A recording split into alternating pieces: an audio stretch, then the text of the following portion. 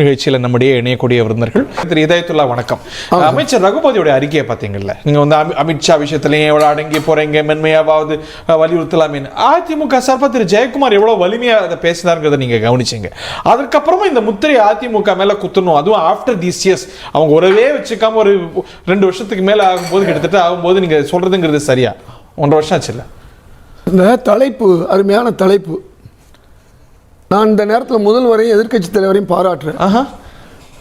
2 பேருமே பாராட்டுறேன். ஏன்னா ஒரு சரியான எதிர்க்கட்சி, ஒரு சரியான ஆளுங்கட்சி, இந்த 2 பேரையும் கூர்மைப்படுத்துறது தப்பு இல்லை.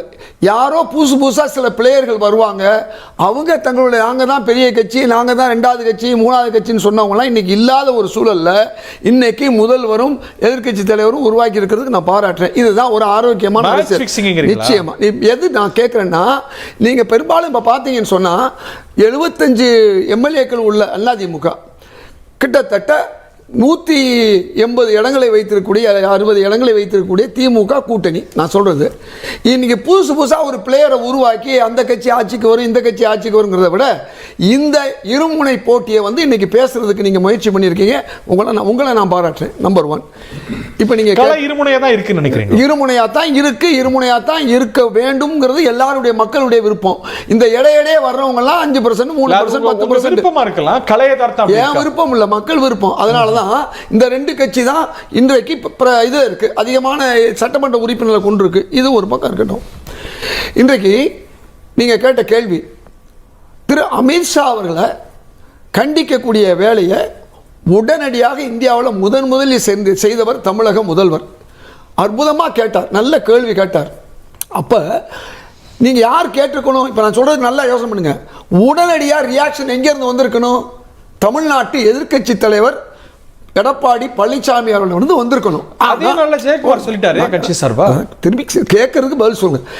அப்ப முதல்வரா இருக்காரு, எதிர்க்கட்சி தலைவரா இல்லைன்னு சொல்ல வரேன். இப்ப எதிர்க்கட்சி தலைவர்ங்கிறவர் யாரு? அப்ப அமித்ஷாவுக்கு அவர் பயப்படுறாரா? அவர் பேரை கூட சொல்லலை. இன்னைக்கு என்ன தெரியுமா பேசியிருக்காரு எதிர்க்கட்சி தலைவர்? எங்க கட்சியினுடைய செயலாளர், இது அமைப்பு செயலாளர் சொல்லிட்டாரு, ஜெயக்குமார் சொல்லிட்டாரு, அதோட முடிக்கிறாரு. ஆமா, அமித்ஷா அம்பேத்கர் மீது இந்த இதை சுமத்தியது தவறு, அம்பேத்கரை அவமானப்படுத்தியது தவறுங்கிற ஒரு வார்த்தை ஜெயக்குமார் சொன்னார். திரும்பவும் நான் சொல்றது உங்களுக்கு புரிஞ்சு கேட்கறீங்களா புரியாம கேட்கறீங்க? ஒரு முதல்வர் அங்கே வந்து முதல்வருக்கு கீழே இருக்கக்கூடிய யாரோ ஒரு அமைச்சர் அமித்ஷாவுக்கு எதிராக கண்டனம் தெரிவிக்கல. அம்பேத்கர் விஷயம் தமிழ்நாட்டிலேயும் இன்றைக்கு வந்து அம்பேத்கர் மீது அளவு கொண்ட பாசம் கொண்டவங்க இருக்காங்க. நாளைக்கு ஓட்டுக்கு நீங்க போறதா இருந்தா அம்பேத்கர் விஷயத்துல உங்களை கேட்ட அவர் சொல்லிட்டாரு. ஏன் அப்படி சொல்லும் போது கூட திரு ஜெயக்குமார் சொல்லிட்டாரு, நானும் சொல்றேன், நானும் அமித்ஷாவை கண்டிக்கிறேன் ஒரு வார்த்தை இன்னைக்கு திரு எடப்பாடி பழனிசாமி அது இது தந்தி டிவி நிகழ்ச்சியா ரவி குழந்தைகள் நிகழ்ச்சியான்னு தெரியல, மாறிடுச்சு. என்னன்னா அவருக்கு என்ன பதில் சொல்லும்போது எங்க அப்பன் குதிரைக்குள்ள இல்லைன்னு அல்லது சேம் சைட் கோல் போட்டாரு. எம்ஜிஆருக்கு கலைஞர் பதில் சொன்னார், கலைஞருக்கு எம்ஜிஆர் பதில் சொன்னார். இப்ப நான் அதைத்தான் திரும்ப கேட்கிறேன். கொஞ்சம் நான் எல்லாம் புரிஞ்சதுதான். அன்னைக்கு என்ன சொன்னார் எம்ஜிஆர், எங்க தலைவர் கலைஞர் பேசாதீங்கன்னு சொன்னார். இப்ப நான் என்ன திரும்பவும் சொல்றேன், திரு அமித்ஷா தவறு செய்தார் அப்படின்னு சொல்லி ஒரு முதல்வர் பேசுறாருங்க போது ஒரு கட்சி தலைவராகவும் பேசுறாரு. நீங்க எதிர்கட்சி தலைவர், அது அல்லாமல் அதிமுகவுடைய பொதுச் செயலாளர், எவ்வளோ பேர் பேசலாம் அதிமுக, அதெல்லாம் முக்கியம். கேள்வி என்ன கேள்வி, ஏன் எடப்பாடியார் அவர்கள் அமித்ஷா மேல ஒரு வார்த்தை சொல்லல? நீங்க நாங்க பாஜக விட்டுட்டு வெளியே வந்தோம் அப்படிங்கிறது பொய். நீங்க இன்னும் அவங்க பிடியில தான் இருக்கீங்க, பிஜேபி பிடியில தான் இருக்கீங்க. நீங்க எப்படியாவது சிறுபான்மை வாக்குகளை வாங்குறதுக்கு நீங்க பொய் சொல்றீங்கிறது இதுல தெளிவா தெரியுது. இது ஒரு பக்கம் இருக்கட்டும்.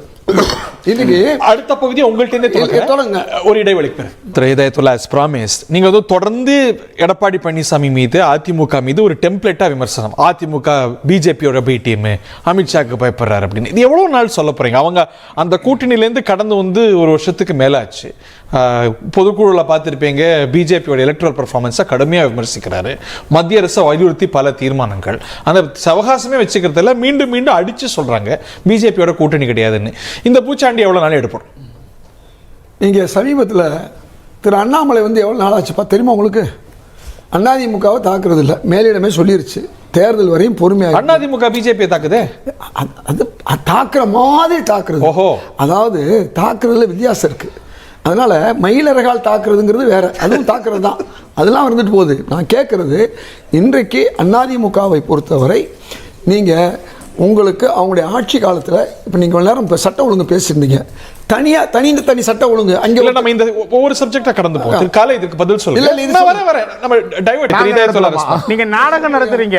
அம்பேத்கருக்கு நான் சிலை வச்சேன் அப்படி சொல்றத விட நாடகம் நடத்துறீங்க. ஒரு டோக்கனிசம்ல தான் நீங்க ஒரு பிரதமரை வந்து ஒரு ஓபிசியை பிரதமரா வச்சுக்கிட்டு ஓபிசிகளுக்கு எதிராக சட்டத்தை கொண்டு வருது, பழங்குடியிற்கு ஒரு ஜனாதிபதியை உருவாக்கிட்டு பழங்குடி மக்களுக்கு வந்து தாழ்த்தப்பட்ட மக்களுக்கு ஸ்காலர்ஷிப் குறைக்கிறது, ஒரிசாவில் வந்து வேதாந்தா போன்ற நிறுவனங்களுக்கு பழங்குடி மக்களுடைய இடங்களை கொடுக்கிறது. நான் கேட்கறதில்ல, நான் சொல்லி முடிச்சுக்கிறேன். நீங்க கேட்டீங்கல்ல,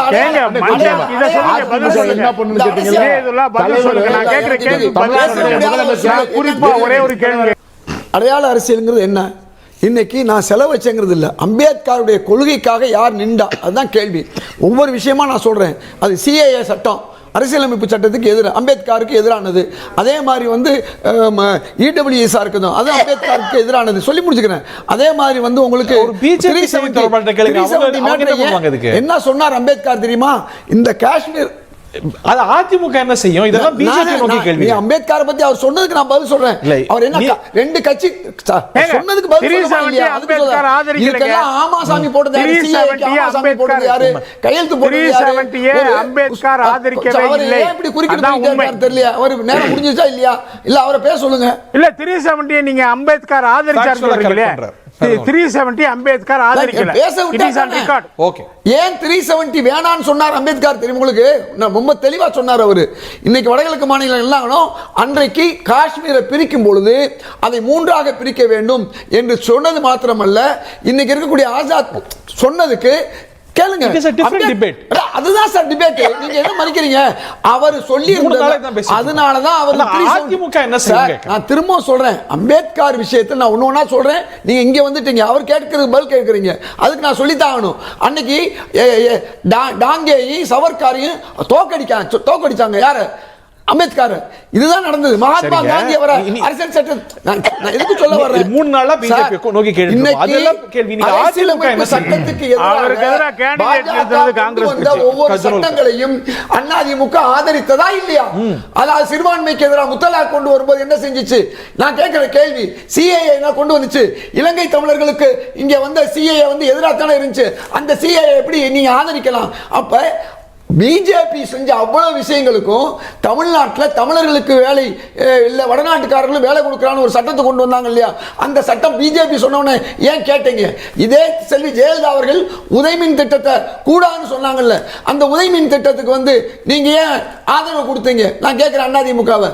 இப்படி கேள்வி பூரா என்னன்னா, பாஜகவுக்கு அடிமை சாசனம் இன்றைக்கு அதை பத்தி பேசுறதுல என்ன அர்த்தம் இருக்கு? இன்னைக்கு நான் சொல்றேன், அதிமுக ஒரு எதிர்க்கட்சி, அதை நான் ஏற்கனவே நான் பாராட்டிட்டேன். அந்த எதிர்க்கட்சி தொடர்ந்து பேசலாம், பாஜக செய்யக்கூடிய அவ்வளவு தப்புகளுக்கும் யார் காரணம்? அதிமுக காரணம். ஜெயலலிதா கூட எதிர்த்தார்கள், நீட்டை எதிர்த்தாங்க. அதே மாதிரி வந்து உதயமின் திட்டத்தை இவ்வளவு செஞ்சாங்க. ஆனா எடப்பாடியார் என்ன செஞ்சாரு? அவ்வளவுக்கு சேம் சைட் கோல் போட்டு தமிழ் மக்களுக்கு எதிரான வேலைகள்லாம் செஞ்சாரு. அதுதான் நான் சொல்ல முடியும். எதிர்கட்சி தலைவரும் முதலமைச்சரும் கடுமையாக சொல்லாடி கொண்டிருக்க ஒரு இருமுனை போட்டி கூர்மையாகிறதா இல்ல ஒரு பலமுனை போட்டி தானா? இருமுனை போட்டி தான் தமிழ்நாடுடைய வழமை. இப்ப புது பிளேயர்ஸ்லாம் வரும்போது அவங்களுக்கெல்லாம் இடம் இல்லை. இந்த 2 கட்சிகளுக்கு தான் இவங்க தான் கூர்மையான முனைன்னு திரு இதயத்துல்லா போல 26 அமைய போகிறதா? அதை நோக்கி தமிழ்நாட்டு அரசியல் கொஞ்சம் கொஞ்சமாக நகர்ந்து கொண்டிருக்கிறது. பார்க்கலாம். நிகழ்ச்சியில பங்கொண்ட விருந்தினர்கள், பார்த்தினர்கள் அனைவருக்கும் நன்றி, வணக்கம்.